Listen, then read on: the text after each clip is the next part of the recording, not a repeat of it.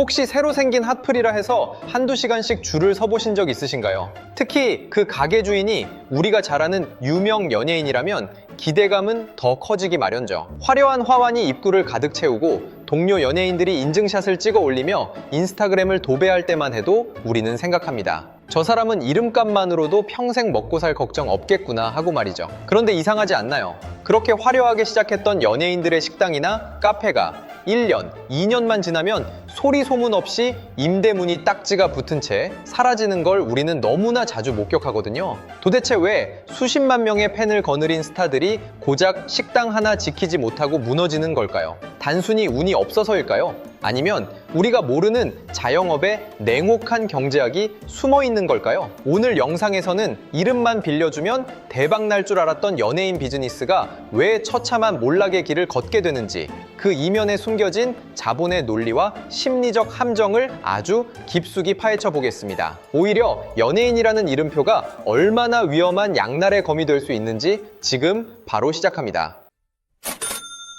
우리가 흔히 말하는 후광 효과라는 게 있습니다. 어떤 사람의 긍정적인 특성 하나가 그 사람의 전체적인 평가에 영향을 미치는 심리적 현상을 말하죠. 연예인 사업의 시작은 바로 이 후광 효과에서 출발합니다. 시청자들은 TV 속에서 보여주는 그들의 깔끔하고 세련된 이미지, 혹은 대중에게 신뢰를 주는 이미지가 그들이 만든 음식이나 서비스에도 그대로 투영될 것이라고 믿거든요. 하지만 여기서 첫 번째 비극이 시작됩니다.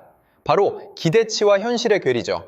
일반적인 식당에 가면 우리는 맛이 평범해도 큰 불만이 없습니다. 가격 대비 적당하면 만족하죠. 그런데 연예인 식당은 다릅니다. 소비자들은 이미 그 연예인에게 지불한 유대감과 기대치를 가격에 포함시켜요. 즉, 평범한 제육볶음이라도 연예인 가게에서 먹으면 그 맛이 천상계급이거나 최소한 주인인 연예인을 직접 만나는 특별한 경험이 제공되어야 한다고 믿는 겁니다. 하지만 현실은 어떤가요? 연예인은 스케줄 때문에 가게에 얼굴 비치기도 힘들고 음식 맛은 공장에서 떤 소스 맛인 경우가 허다하죠. 여기서 고객들은 배신감을 느낍니다. 팬심으로 한 번은 가주지만 두 번 다시 발걸음을 하지 않는 이유가 바로 이 지점에 있어요. 비즈니스 용어로 말하면 재방문율의 수직 낙하입니다.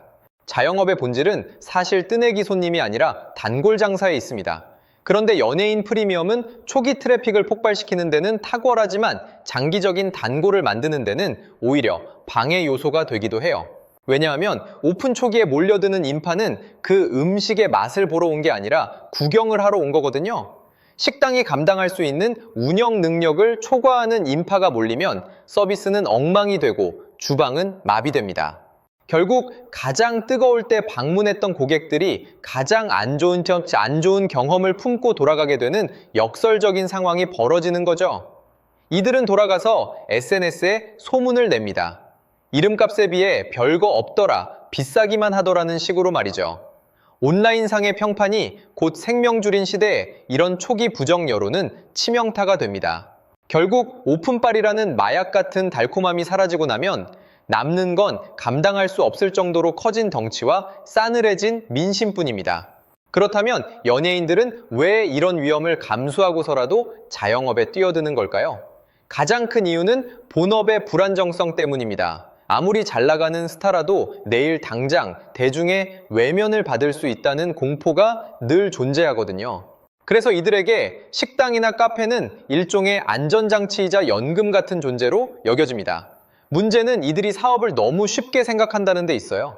연예계라는 특수한 환경에서 대접받으며 살아온 이들은 현실의 밑바닥 경제를 체감하기 어렵습니다. 재료비 몇백 원을 아끼기 위해 새벽 시장을 뛰고 인건비를 줄이기 위해 직접 설거지통에 손을 담그는 자영업의 생리를 이해하기보다는 멋진 인테리어를 갖추고 매니저에게 관리를 맡기면 알아서 굴러갈 것이라는 낙관론에 빠지기 쉽거든요. 이것을 경제학에서는 대리인 비용의 문제라고 부릅니다. 주인의식이 없는 고용된 관리자가 주인의 이름값만큼 가게를 정성껏 돌볼 리 만무하니까요. 결국 주인 없는 가게는 서서히 안쪽부터 썩어가기 시작합니다. 위생 상태가 나빠지고 서비스 질이 떨어져도 주인은 방송국 녹화장에서 그 사실을 전혀 모르고 있는 경우가 태반입니다. 또한 연예인들은 입지 선정에서도 큰 실수를 저지르곤 합니다. 소위 말하는 핫플레이스, 임대료가 천정부지로 솟아있는 강남이나 홍대 같은 곳에 무리하게 입점하려 하죠. 왜일까요? 연예인으로서의 체면이 있기 때문입니다. 좁고 허름한 골목길에서 시작하기보다는 번듯한 대로변 빌딩에 자신의 이름이 걸린 간판을 올리고 싶어 하는 욕심이 앞서는 겁니다. 하지만 자영업에서 임대료는 생존과 직결되는 가장 무거운 쇠사슬입니다. 매출이 잘 나올 때는 버틸 수 있지만 조금만 경기가 꺾이거나 유행이 지나면 그 높은 고정비를 감당하지 못하고 순식간에 자본금이 바닥납니다. 특히 연예인 가게라는 소문이 나면 건물주들이 임대료를 더 올리거나 권리금을 높게 책정하는 경우도 많아요. 이름값이 오히려 비용을 높이는 악재로 작용하는 셈이죠. 이렇게 높은 고정비 구조를 가진 상태에서 맛이나 서비스로 차별화를 두지 못하면 그 사업은 시작부터 이미 시한폭탄을 안고 있는 것과 다름없습니다. 한번 생각해 보세요. 우리가 자주 가는 진짜 맛집들의 공통점이 뭔가요? 주인의 고집스러운 장인 정신이나 그 집만의 대체 불가능한 맛이 있기 때문이잖아요. 그런데 연예인 가게는 그 대체 불가능성이 오로지 연예인 본인의 이름에만 집중되어 있습니다. 음식이 주인공이 아니라 사람이 주인공인 식당은 그 사람이 보이지 않는 순간 매력을 잃습니다. 사람들은 연예인 홍길동의 식당에 간 거지 그 집에 김치찌개를 먹으러 간 게 아니니까요. 결국 홍길동이 가게에 나타나지 않으면 손님들은 실망하고 그 실망감은 음식에 대한 냉정한 평가로 이어집니다. 연예인 입장에서는 본업을 충실히 할수록 사업이 망가지고 사업에 집중하자니 본업이 흔들리는 진퇴양난에 빠지게 되는 겁니다. 이런 구조적 모순이 해결되지 않는 한 연예인 자영업의 몰락은 예정된 수순일 수밖에 없습니다. 자영업의 세계에서 가장 무서운 것은 바로 변동성입니다. 그런데 연예인 사업가들에게 이 변동성은 단순히 시장의 경기가 아니라 자기 자신의 이미지와 직결되어 있다는 점이 가장 큰 리스크로 작용하곤 하죠. 방송에서 한 번의 말실수를 하거나 예상치 못한 구설수에 오르기라도 하면 그날로 식당 문 앞에는 항의하는 사람들이 몰려들거나 불매운동의 타깃이 되기 십상입니다. 일반적인 식당이라면 맘만 있으면 사장이 어떤 사람인지 크게 개의치 않는 경우도 많지만 연예인 가게는 그 연예인의 도덕적 성적표가 곧 메뉴판의 신뢰도와 같습니다. 비즈니스 리스크 관리 측면에서 볼 때 이건 정말 위험한 구조거든요. 계란을 한 바구니에 담지 말라는 격언이 있는데 연예인 자영업은 계란은커녕 바구니 전체를 자기 이름이라는 얇은 끈 하나에 매달아 놓은 형국입니다. 실제로 유명 연예인이 사회적 물의를 일으켰을 때 그가 운영하던 프랜차이즈 가맹점주들이 입은 피해는 상상을 초월합니다. 가맹점주들은 그 연예인의 얼굴을 믿고 전 재산을 투자했는데 정작 본사 모델이 무너지니 아무런 잘못 없이 생계가 막막해지는 거죠. 이런 이미지의 동기화 현상은 사업이 잘 될 때는 폭발적인 추진력이 되지만 위기 상황에서는 탈출구 없는 막다른 골목이 되어버립니다. 게다가 사업이 조금 잘 된다 싶으면 어김없이 찾아오는 유혹이 하나 있습니다. 바로 프랜차이즈화죠. 내 이름으로 된 가게가 전국에 수백 개 깔리고 앉아서 로열티만 받아도 수십억을 벌 수 있다는 달콤한 속삭임에 많은 연예인이 넘어갑니다. 하지만 여기서 비극의 두 번째 막이 오릅니다. 직영점 한두 개를 운영하는 것과 전국 단위의 물류 시스템을 구축하고 가맹점을 관리하는 것은 완전히 차원이 다른 영역이거든요. 전문 경영 지식 없이 이름값만 믿고 가맹 사업을 확장하다 보면 결국 품질 관리에 구멍이 뚫리기 시작합니다. 어느 지점은 짜고 어느 지점은 양이 적다는 불만이 터져 나와도 이를 통제할 시스템이 부재한 거죠. 결국 브랜드 이미지는 급격히 소모되고 대중은 금방 실증을 느낍니다. 연예인 브랜드라는 건 사실 희소성이 생명인데 전국 어디서나 볼 수 있는 흔한 간판이 되는 순간 그 가치는 희석될 수밖에 없거든요. 소위 말하는 브랜드의 수명이 급격히 단축되는 현상입니다. 경영 구조의 문제도 짚어봐야 합니다. 많은 연예인이 사업을 시작할 때 가장 먼저 찾는 파트너가 누구일까요? 바로 가족이나 오랜 지인들입니다. 믿을 사람 없다는 생각에 동생에게 카운터를 맡기고 친구에게 주방을 맡기죠. 하지만 공과 사가 구분되지 않는 가족 경영은 자영업 몰락의 지름길이 되는 경우가 많습니다. 매출이 떨어져도 쓴소리를 하기 어렵고 체계적인 회계 관리나 재고 파악이 제대로 이루어지지 않거든요. 전문적인 식자재 유통이나 원가 절감 노하우가 없는 지인들이 경영을 맡다 보니 구멍난 항아리에 물 붓기식으로 자금이 새어나갑니다. 여기에 더해 연예인 본인은 바쁘다는 핑계로 결제 서령에 도장만 찍는 상황이 반복되면 사업은 이미 통제 불능 상태에 빠집니다. 주변에서는 다 잘 되고 있다고 보고하지만 실제로 장부를 열어보면 빚잔치인 경우가 허다한 거죠. 자영업은 숫자 싸움입니다. 소수점 단위의 원가율을 계산하고 인건비 효율을 따져야 하는 냉혹한 전장인데 여기서 감정적 유대감을 앞선 경영을 하니 백전백패할 수밖에 없는 노릇입니다. 최근의 시장 변화도 연예인 자영업자들에게는 큰 시련입니다. 예전에는 TV에 한번 나오고 연예인 누구네 집이라고 하면 묻지도 따지지도 않고 손님들이 몰려왔지. 요즘 소비자들은 정말 똑똑합니다. 스마트폰 하나면 그 집의 실제 리뷰와 별점을 5초 만에 확인할 수 있거든요. 화려한 인테리어와 연예인 마케팅에 속아 방문했다가 실망한 고객들의 날카로운 평가는 실시간으로 공유됩니다. 이제 소비자들은 더 이상 이름값의 비용을 지불하지 않습니다. 그들이 원하는 건 합리적인 가격에 어울리는 본질적인 가치, 즉 맛과 서비스죠. 인스타그램에 올릴 사진 한 장 찍기 위해 방문하는 인증샷 성지로서는 생명력이 길어야 6개월입니다. 그 이후에는 진짜 실력이 승부를 가르는데 많은 연예인 가게들이 여기서 무너집니다.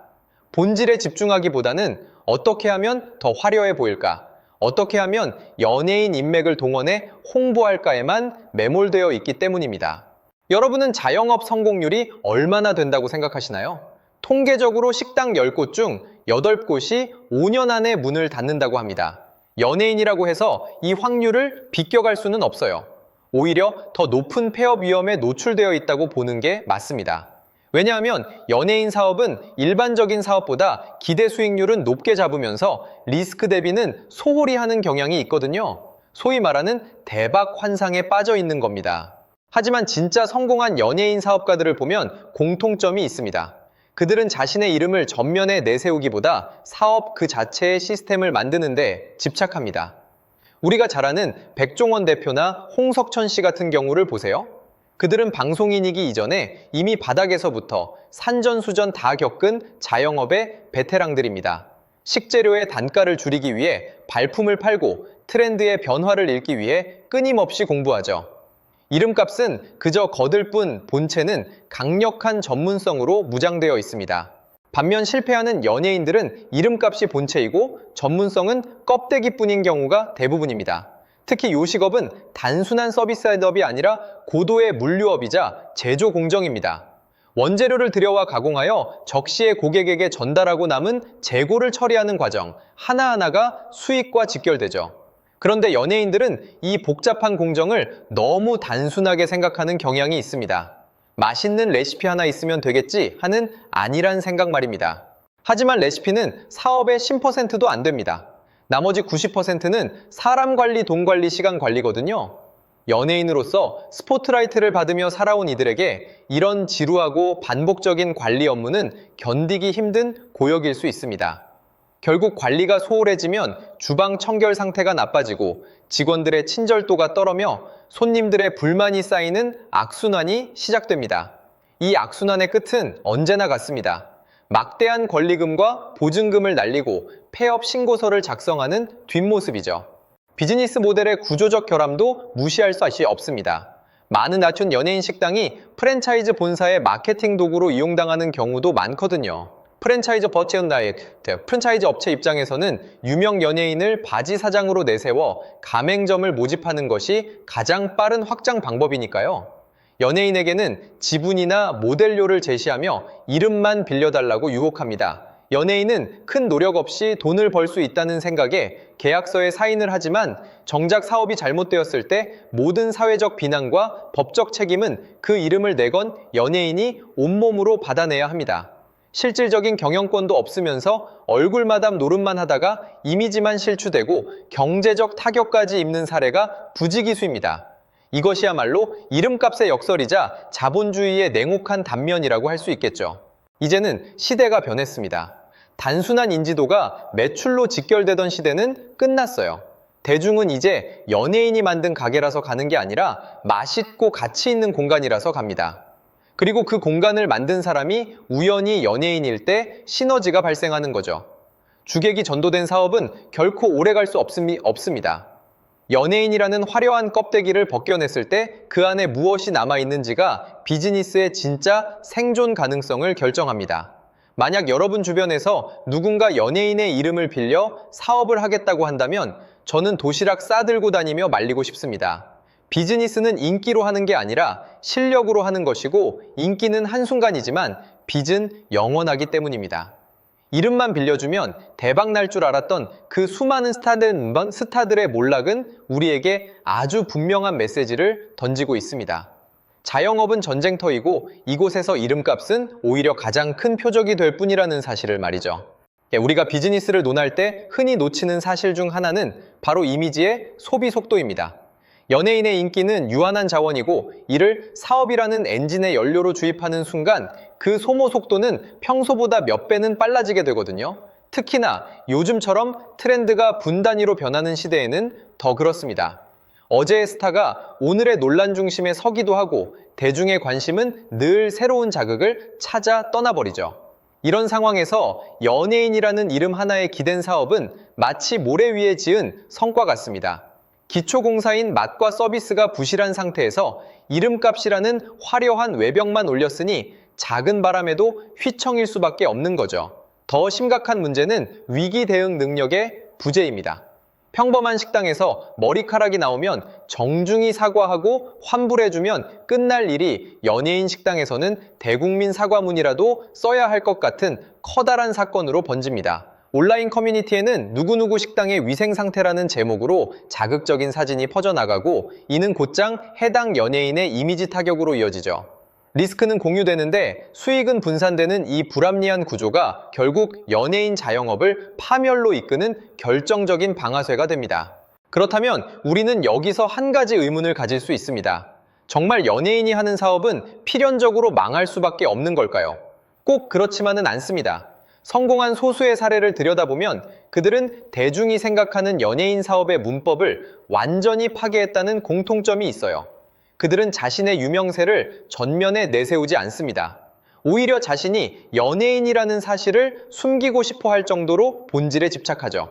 식재료를 구하기 위해 산지를 직접 찾아다니고 새벽 배송 차량에 직접 몸을 싣기도 합니다. 방송에서는 화려한 조명을 받지만 가게에 들어서는 순간 그들은 연예인이 아니라 가장 낮은 곳에서 일하는 노동자가 됩니다. 우리가 잘 아는 홍석천 씨가 이태원 황제로 불렸던 이유도 단순히 그가 유명해서가 아니었습니다. 그는 매일 밤 가게 문을 닫고 직접 쓰레기 봉투를 나르며 동네 상권을 분석했거든요. 본인이 직접 현장을 지키지 않는 사업은 결코 성공할 수 없다는 자영업의 대원칙을 몸소 실천한 겁니다. 하지만 대다수의 연예인은 이 지루하고 고단한 과정을 건너뛰고 결과물인 수익만 취하려 하기에 몰락의 길을 걷게 되는 것입니다. 이제 소비자들은 단순히 연예인이 홍보한다고 해서 지갑을 열지 않습니다. 오히려 연예인 가게라는 수식어가 붙으면 더 엄격한 잣대를 들이대죠. 비싸지는 않은지, 재료는 신선한지, 맛은 정말 있는지 하나하나 따져보고 평가합니다. 이런 높은 기대치를 충족시키지 못하는 가게들은 자연스럽게 시장에서 도태될 수밖에 없죠. 경제학적으로 보면 이는 시장의 효율성이 높아지는 과정이라고 볼 수 있습니다. 정보의 비대칭성이 사라지면서 단순히 이름값으로 폭리를 취하던 비즈니스 모델이 더 이상 통하지 않게 된 거죠. 이제는 연예인들도 깨달아야 합니다. 이름만 빌려주면 돈이 들어오던 시대는 끝났고 이제는 직접 발로 뛰고 고민하지 않으면 자신의 소중한 이름값이 오히려 자신의 목을 조르는 밧줄이 될 수 있다는 사실을 말이죠. 이는 비단 연예인뿐만 아니라 개인 브랜드를 기반으로 사업을 하려는 모든 사람에게 해당되는 뼈 아픈 교훈이기도 합니다. 그럼 앞으로의 연예인 비즈니스는 어떤 방향으로 흘러갈까요? 전문가들은 단순한 오프라인 매장 운영보다는 자신의 전문성을 살린 콘텐츠 기반의 커머스나 직접 소비자에게 다가가는 D2C 모델이 주류가 될 것이라고 예측합니다. 예를 들어 요리에 일가견이 있는 연예인이 직접 개발한 밀키트를 출시하거나 자신의 라이프 스타일을 녹여낸 브랜드를 재런칭하는 방식이죠. 이때 중요한 것은 단순히 얼굴을 빌려주는 홍보 모델이 아니라 제품의 기획 단계부터 생산 유통에 이르기까지 깊숙이 관여하는 진정성입니다. 소비자들은 이제 그 연예인이 이 제품에 얼마나 진심인지를 금방 알아차리거든요. 억지로 만들어진 이미지가 아니라 삶에서 배어나온 취향과 향과 전문성이 결합될 때 비로소 이름값은 강력한 무기가 됩니다. 식당을 차려서 손님을 기다리는 수동적인 방식이 아니라 팬덤과 직접 소통하며 가치를 전달하는 능동적인 비즈니스로의 전환이 필요한 시점이 아닐까 합니다. 오늘 영상은 여기까지입니다. 긴 시간 함께 해주셔서 감사드리며 오늘 영상이 유익하셨다면 구독과 좋아요 부탁드리겠습니다. 저는 다음에도 현상 이면에 숨겨진 다양하고 흥미로운 이야기로 다시 돌아오겠습니다. 감사합니다.